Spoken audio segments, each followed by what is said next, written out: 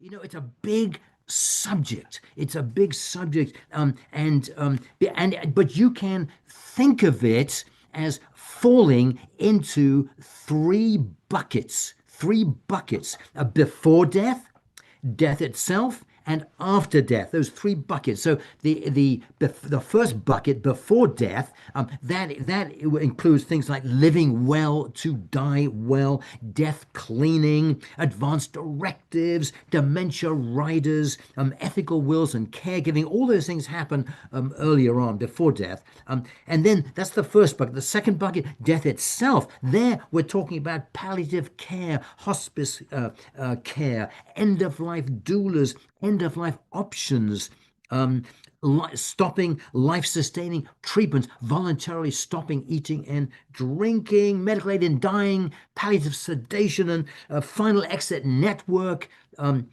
the Swiss option, all those things. That's all about death itself, the second bucket. And the third bucket, obviously, is after death. That includes, obviously, things like body disposition, inelegant, indelicate phrase, but that's the one we use. Green burial, human composting, alkaline hydrolysis, funeral planning, grief mourning, and so on. That's the third bucket. So I was, but I thought I would start with something very fundamental, because some of you may look at this book and say, a good death? How can death ever be good? Isn't that the end of everything? I mean, what does Chris mean, a good death, achieving a good death? So I thought I would start by just spending a few minutes talking about what is a good death? What is a good death? What is a good death? What does that even mean? So a good death is a death that the dying person wants. It's what the dying person wants. It's deeply personal and subjective and aligned with the desires and values of the dying individual. Someone of unwavering Catholic faith might find redemption through enduring suffering, and but another might opt for a quieter death. So I want to start off by pointing out that a good death isn't something that it's not something that I pronounce what's a good death, or what a priest pronounces, or what a doctor pronounces. And they have their own views on a good death, and it applies to them. The only thing that matters when you're talking about a good death is what the dying person wants. That's the only thing that matters. But for most of us, a good death is gentle. It's peaceful. It's free of pain and suffering. It's full of grace and dignity. The dying person is surrounded by loved ones and has a chance to say goodbye and thank them, and hears from those present how much the dying person's life meant to them. The room is full of loving exchanges, expressions of tenderness and gratitude, shared memories of a well-lived life, and perhaps even joyful reconciliations. You'll remember from David McCullough's famous book on the Wright brothers, how the Wright brothers, or one of them, reconciled with their alienated sister as she was dying on her deathbed. So there are, and the amount of estrangement and alienation in families is astonishing. If I'm talking to an audience of 1,000 people and ask them to put their hand up if they have alienation and estrangement in their families, over half of the hands will go up. And in my own family, my brother Timothy, who died about 6 years ago, has 3 children who are not talking to each other because they quarreled over his estate. It's terrible. So a good death is characterized by doctors telling the patient honestly that death is near, so the patient can say goodbye to loved ones. It infuriates me how many doctors are so scared of death themselves, are so unknowledgeable and ignorant about death and dying that they are afraid to even talk about it with their patients. They don't want to appear as if they are failing their patient, so they don't talk about it. They would rather say, "Oh, let's try this new treatment," even though they know the new treatment might, if they're lucky, give their patient, 2 or 3 days of extra of life, possibly with often with a low quality of life. But I would like doctors to be more forthright and honest with patients. So, talking openly about death's inevitability does not make it more likely to happen. Just like talking about sex education doesn't make it more likely that you'll become pregnant. Instead, talking about it allows patients to complete their lives with grace, gratitude, and expressions of love and appreciation, and focus on what matters to them. Finally, a good death means being prepared to die, having few regrets. I wouldn't say no regrets because we're all human, we have regrets, but having few regrets and having one's affairs in order. It means to have one's advance directive, so important, one's advance directive followed, and to be able to die when one wants to. Above all, a good death means the dying patient controls what's happening to them and has choices. So let's talk a little about ethical wills. This is a fascinating subject to me, ethical wills. Back in March of 2020, do you remember what happened then? COVID started. It was a terrible time. We were all stuck in our homes and worried, what did all this mean? Kids weren't going to school and so on.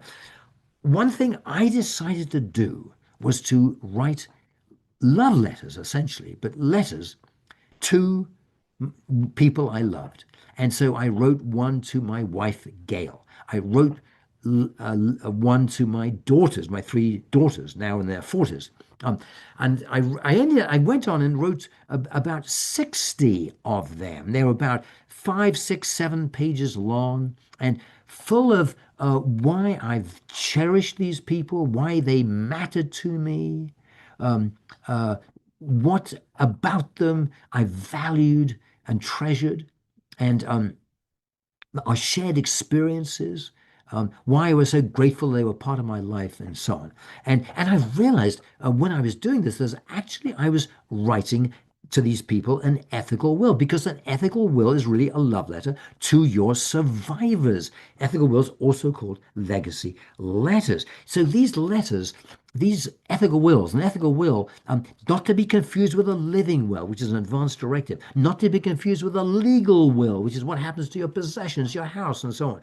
Now, this is an ethical will, which talks about your values, your life wisdom, your life lessons, what you want these people to know about you, what you hope to have happen to these people in their life, what you hope for them. The letter, it can be, this book contains examples for you if you want to know what one looks like. So an ethical will gives you a chance to say to your loved ones what is deep in your heart. It allows you to answer 2 very profound questions. Did my life matter? And what does my life mean? These are incredibly important questions, and so writing an ethical will means leaving our knowledge and wisdom for future generations. These letters become family heirlooms.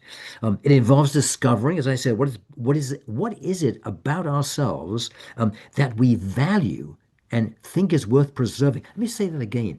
It involves discovering what it is about ourselves that we value and we think is worth preserving, putting our hard-earned life lessons and wisdom in writing in the form of an ethical will is, in my opinion, is an essential component of being able to die well. Because, remember, we die twice, right? We die twice. We die once when our heart starts beating and our brains start functioning.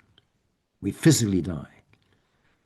We die again a number of decades later when the last person who knew us dies. Then we are truly dead. My grandmother, we called her Little Granny. My grandmother was born in 1890, 22 years before the Titanic sank. 1890. She lived 98 years and died in 1988. When I die, she will truly be dead because no one on this planet will have any knowledge of her. So an ethical will helps to reduce, alleviate, mollify the sting of both those deaths because they provide a legacy. They provide a way for us, in a sense, to live on in our survivors' lives. So doing an ethical will gives us peace of mind. As death becomes closer, we are likelier to have a good death if we have written an ethical will, because we will have, as we lie on our deathbed, we will have a sense of completion and fulfillment. Let me pause. Let me go on to the second bucket. Remember, the first bucket was before death.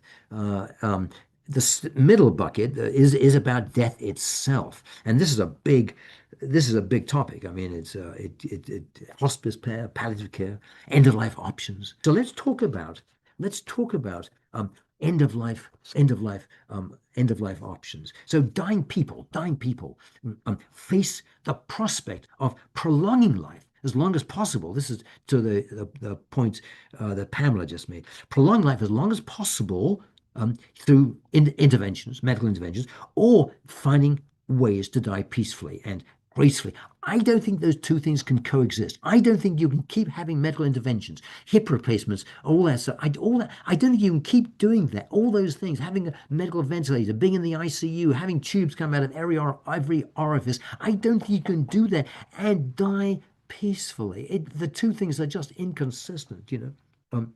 But we are talking now about a controversial issue, the right of an individual to choose how and when to end their life and how to have access to safe, caring, and legal means of doing so. There will be some of you in the audience who are beginning to squirm in their seats, who will feel uncomfortable, who will feel that it's only God can say when we leave this earth and so on. So I want to give you permission to feel uncomfortable. Please just make comments in the chat if you want to. I just want you to know I understand why this is controversial and fraught. The right to choose death. The right to choose death means that each individual should have the right to choose a peaceful, dignified death consistent with their values and to receive assistance in pursuing this right. People near death should be entitled to terminate their lives intentionally. This is just my opinion. Intentionally and deliberately with dignity and support. The decision to hasten death is strictly an individual choice.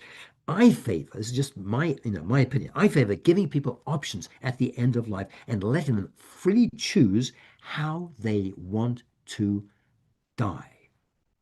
Whatever individuals want for themselves at the end of their lives should be honored and respected. Mentally capable people who feel that a terminal disease has so destroyed the quality of their lives that they would rather die than go on suffering are entitled to be listened to and respected, in my opinion. Suffering is personal and subjective. How much is bearable is up to the patient and no one else, not up to a doctor, not up to a priest, not up to an expert spouse, a member of the family. No, it's up to the patient who is suffering. It's only if they say, I've had enough, if they say this pain is unbearable and I need morphine, give it to them. Suffering is personal and subjective. Dying people ought to be allowed to die peacefully in their sleep with a medication prescribed for that purpose, instead of suffering pain, agitation, delirium, air, hunger, nausea, bed sores, constipation, and other symptoms, which will only get more severe as time goes on. Terminally ill patients, that's patients who only have less than 6 months to live, terminally ill patients should be able to use drugs and other means, such as voluntarily stopping eating and drinking, which I'll talk about in a second, to access a peaceful death. It's so much better to give people these options than to force suffering individuals to use a gun or another violent means to end their anguish. And intentional death gives the dying person peace of mind, a sense of agency, the chance to die at home, the end of unnecessary pain and suffering, and reduced trauma for loved ones. The family has a chance to gather around the dying person's bedside, sharing laughter, memories, and healing words can create a sacred and memorable event. If a cherished dog, if a cherished dog is dying and in pain, the owners ask a vet to end their life painlessly and peacefully. This action is widely viewed as morally decent and merciful. No humane person would let their dog suffer without euthanizing it. Why are humans at the end of life treated worse than our dogs?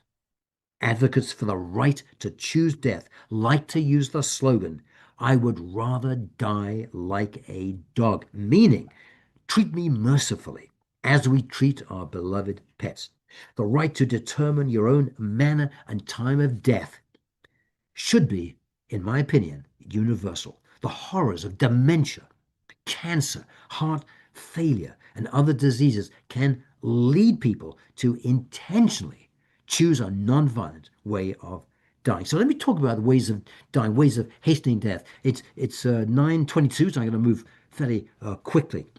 Here are various ways of hastening death and shortening the period of intense and intractable suffering caused by illness and disease. Number one, withholding and withdrawing unwanted life-sustaining treatments or not accepting medical treatments in the first place. So saying no to medical treatments, that's number one. Number two, I'll talk about each of these very briefly in a moment. Number two, voluntarily stopping eating and drinking. VSED, which we say VSED, voluntary stopping eating and drinking. I'll talk about that in a moment. Number three, palliative or terminal sedation. In the old days, we used to call this barbiturate sedation. Number four, lethal medication, including medical aid in dying and including the Swiss option of medical aid in dying, which they call over there that VAD, voluntarily assisted dying, VAD, same thing as medical aid in dying. That's number four. And number five, and very importantly, is FEN, Final Exit Network, the Exit Guide Program, FEN Exit Guide Program, which I'll talk about as well. So just very quickly, because now I want to take questions from you. The first one, stopping medical treatments or not accepting medical treatments or withholding and withdrawing unwanted life-sustaining treatments. People facing declining health or dementia who do not want their lives artificially extended can work with their doctors to customize their healthcare choices away from just simply extending life. Life-sustaining interventions can be withheld or withdrawn. That includes treatments and tests such as mechanical ventilation, intravenous hydration, a feeding tube, cardiopulmonary resuscitation, CPR, and antibiotics. It's perfectly okay if you have pneumonia, you don't have to have a antibiotic. The doctors will act like, oh yeah, you got pneumonia, here's an antibiotic. You can say, no, thank you. This is a lovely way for me to die. Just give me medicine to ease any discomfort and pain I have. Do not give me antibiotics. Okay. So these treatments can be legally declined and or stopped at any time, even if they prolong life. This decision can be made by patients or by their healthcare agents. So competent adults can refuse any and all treatment while still being entitled to palliative care to keep them comfortable. So all right, so that's withholding, that's stopping treatment to help you hasten death. Second way to hasten death is VSED, voluntarily stopping eating and drinking. Voluntarily stopping eating and drinking is a practice, as most of you already know, in which a very ill patient facing devastating decline intentionally hastens death by stopping the intake of food and fluid. That is, refusing food and water, fasting, and until death. VSED is available to everyone, unlike medical and dying, which now is we only have medical aid in dying in, as you all know, in 12 jurisdictions. Just got Delaware. New York State may come on board in the next week or two if the governor signs the bill. But it only covers 20% of the country. So VSED is available to everyone, and places the dying process in the patient's control. For a person with a terminal condition near the end of life, deciding not to eat and drink is an ethical, legal, effective, and practical way to hasten death. It's well understood. It's a well understood and socially accepted method of hastening death.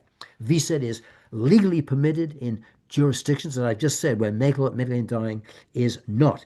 Unlike medical aid in dying, it's not limited to terminal illnesses or to those with current decision-making capacity. VSED is a caring and compassionate option for accelerating death that respects personal choice. VSED is typically peaceful when accompanied, this is important, when accompanied by adequate palliative and hospice care and caregiver support. Best to do it in an excellent hospice like Montgomery Hospice or JASA. Of course, dying by dehydration and starvation for a healthy person is agonizing and terrifying. But for very ill people near the end of their lives who are resolved to end their lives on their own terms, the process of dying by VSED is entirely different, provided they work, as I said, with an experienced doctor, medical team, or hospice. As death approaches, bodily changes often take away the appetite anyway. So VSED aligns with a natural death, but should be medically managed to minimize discomfort. If a mentally competent patient refuses nutrition or hydration, that is their prerogative. They're right. VSED does require grit and determination. Death usually occurs within 2 weeks, assuming the person diligently avoids drinking. However, death can occur within a few days for someone already weakened. It can be longer than 2 weeks for someone who might take small amounts of liquid. Unlike a chosen death via medical aid in dying, VSED provides a gradual transition for the dying individual. As I say, normally about 2 weeks, and family members. So this is one of the advantages of VSED. Friends can visit to say goodbye. VSED ideally should be supported by hospice. I'm saying that again because it's so important. And the dementia must be early enough for the person to be mentally capable of remembering the choice to stop eating and drinking. Individuals should make a video in their most lucid time to use as a reminder of their intentions. Bill Simmons, Thad Pope, Lowry Brown from Fenn, Faye Gersh from Hemlock. These leaders in the field are working to create and legally support an advanced directive with competent individuals, which competent individuals can specify that their future incompetent self, when they have advanced dementia, can use VSED to hasten their death. So VSED is very, very important. Let me quickly go on. It is 9:30. Let me quickly go on. Let me go on to talk about terminal sedation, terminal or palliative sedation very quickly. Even strong medication cannot control severe and relentless pain for some patients. If the suffering from pain, nausea, delirium, agitation, shortness of breath, and other end-of-life miseries becomes too intense and overpowering as death approaches, doctors can sedate a patient with medications to make the patient unconscious. In this calm and comatose state, the patient can die peacefully. Medical providers, doctors in other words, can call this terminal sedation. Other names are palliative sedation, total sedation, or and continuous deep sedation. Terminal sedation is consistent, in my opinion, with the Hippocratic oath to do no harm because it's harmful to patients to allow them to suffer without relief. Doctors administer enough drugs to make patients unconscious until they eventually die of their disease, usually within days. It's best done with the help of hospice care to ensure the patients and their loved ones are as well supported as possible. This is legal everywhere. Terminal sedation is legal everywhere. It prevents further physical and psychological suffering and can hastens the dying process. Many people consider it a humane option for a peaceful death, and it needs, in my opinion, to be more widely understood. In fact, I think it goes on much more than we actually know. Terminal sedation is practiced by doctors, by medical providers everywhere, and is perfectly legal. The double effect, quote unquote, for those of you interested, I don't want too much in the weeds on this, but the double effect ethical principle allows for unintended harm, including a patient's death, if the doctor is well intended and striving towards an obvious good. In this case, the relief of the relief of suffering. The distinction between letting terminally ill patients die and intentionally ending their lives can get opaque, turbid. A precept of palliative care, as many of you know, is not to deliberately hasten death. But this precept is soft and squishy in real life, in practice. Let me quickly go on. It's 9:32. Let me quickly go on to medical aid in dying. Medical aid in dying. Medical aid in dying, MAID, M-A-I-D, is when a doctor writes a lethal drug prescription for a terminally ill, less than 6 months, the terminally ill patient who self-administers, that's very important, who self-administers the drug and dies. It's patient-driven, not doctor-driven. The patient must have a prognosis of 6 months or less to live, have decision-making capacity, and in others, be mentally capable, and be able to take the medication themselves if and when they decide to. In states where medical aid in dying is authorized, which I said is now 12 jurisdictions, 11 states plus DC, Delaware has recently been added, and we may be adding, as I said, New York State. In states where aid in medical aid in dying is authorized and legal, patients can exit life with an intentional, planned death to escape agonizing, relentless deterioration at the end of life. MAID allows terminally ill patients to request and receive a prescription for medication, which they may choose to take themselves by mouth, by a tube inserted into their stomach called a PEG or G tube, or rectally, But it has to be through the digestive system. In America, we don't allow intravenous, the drug to be given to you intravenously. That is allowed in Switzerland and Netherlands and Belgium and other countries.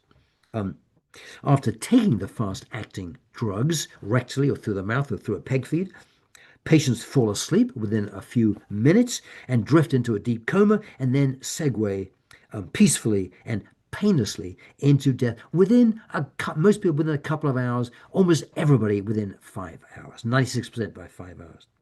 Strong protections are built into MAID, but the precise protections vary from state to state. Typically, the patient must request MAID 3 times, including once in writing with 2 witnesses. In addition to medical providers, to doctors must certify that the person meets the eligibility criteria.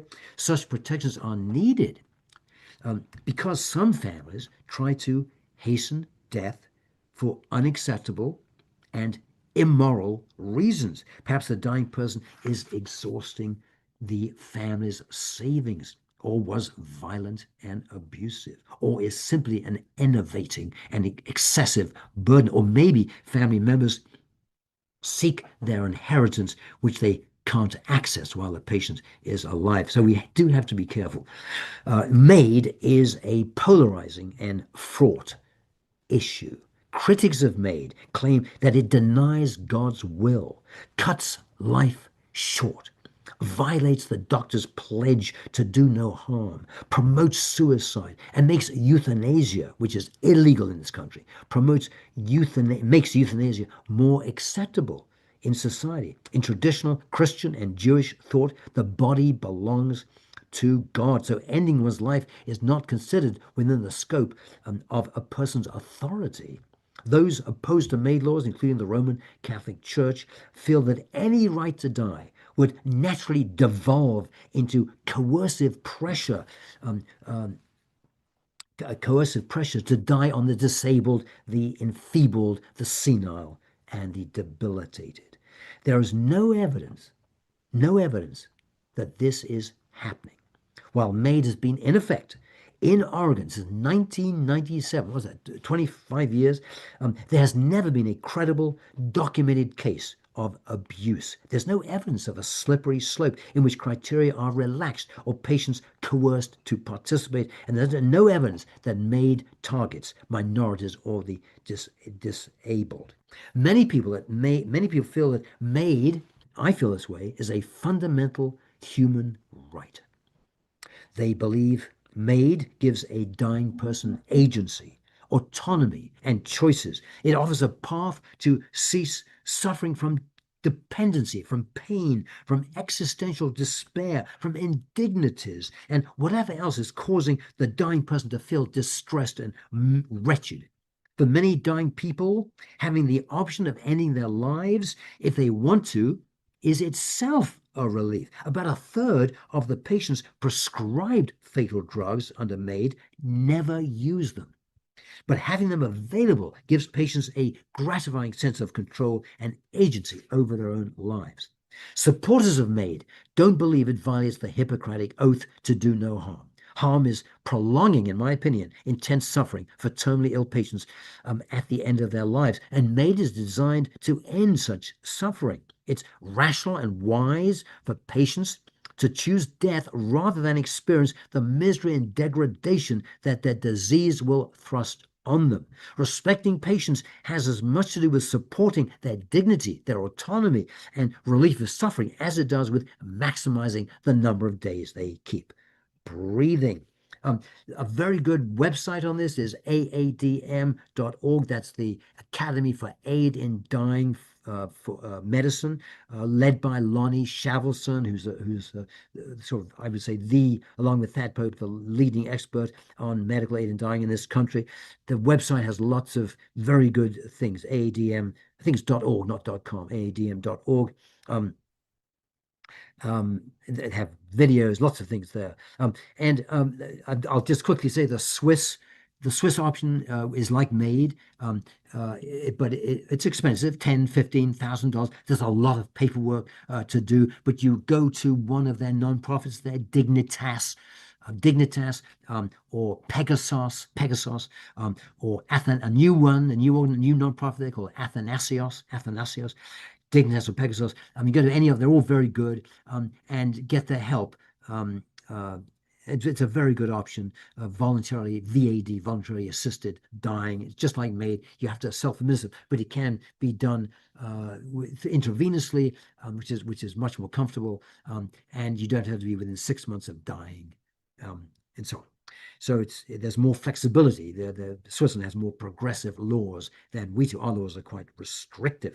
Okay, and then now quickly, it is 9:39. And I want to finish quickly on this end of life options section by talking about the final exit network. My friend Gary Wiederspan is on the call with us this morning. FEN, Final Exit Network. FEN is a non-profit organization working to provide choice in dying. Choice in dying. FEN's Exit Guide Program. You go to Final Exit Network, finalexitnetwork.org, and just go to the tab Services and go underneath that to Exit Guide Program.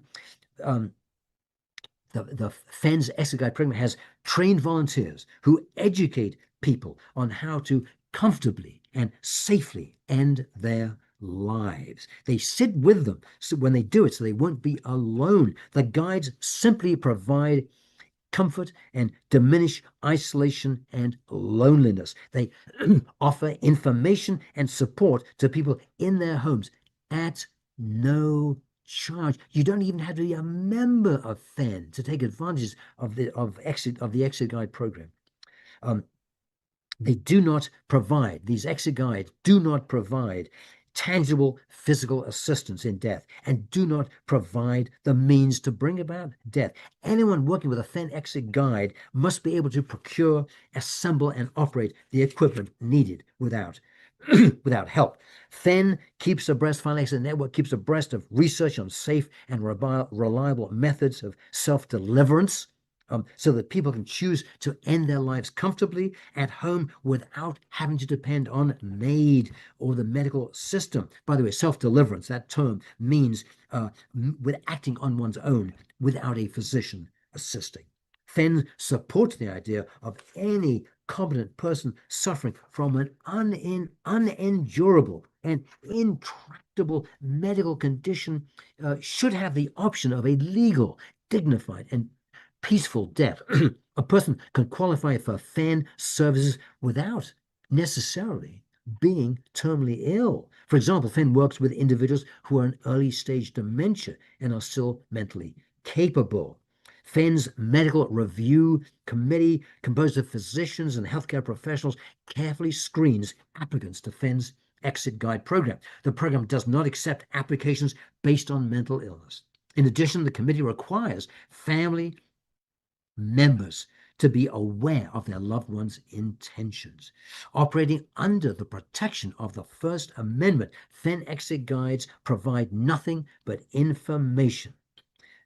Merely advising a patient about how to hasten their death does not constitute assisting suicide within the meaning of state felony statutes.